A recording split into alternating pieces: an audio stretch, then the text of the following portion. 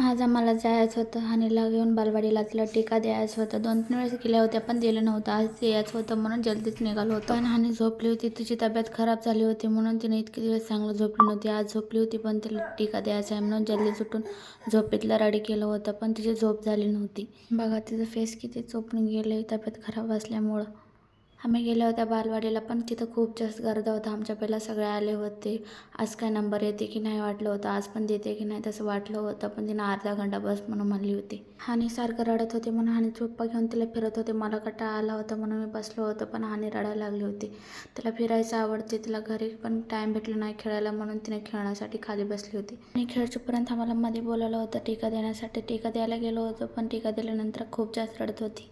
आम्हाला हानीसाठी फ्रुट्स घ्यायचे होते म्हणून तिथं ड्रॅगन फ्रुट्स घेतले. तिला ज्यूस करायचा होता म्हणून आम्ही फ्रुट्स घेऊन डायरेक्ट ज्यूस प्यायला गेलो होतो. हानीला पण खूप जास्त आवडते, मला पण आवडते, त्यांना पण आवडते म्हणून गेलो होतो. पण हानीला सर्दी झाली होती पण तिला आवडते म्हणून तिला पण थोडं पाजवलं होतं. आम्ही ज्यूस पिऊन डायरेक्ट रूमला आलो होतो पण तिला त्रास व्हायचा म्हणून आल्यानंतर फर्स्ट तिला थंड पाण्याची पट्टी केलं होतं पण तिने पट्टी काढूनच खेळत होती. बापरे, माझी पिल्लूमध्ये सहन करायची तर ताकद खूप जास्त आहे. तिला स्वयंपाक करायचा होता म्हणून हानी करून देत नव्हती म्हणून हानीला वाट लावलं होतं बाहेर. दोघं गेले होते. हानी जोपर्यंत करायचं होतं पण ते शॉपमधून काय घेऊन आले होते ते मला सांगले नव्हते. पप्पाची लाडकी आहे होती ना.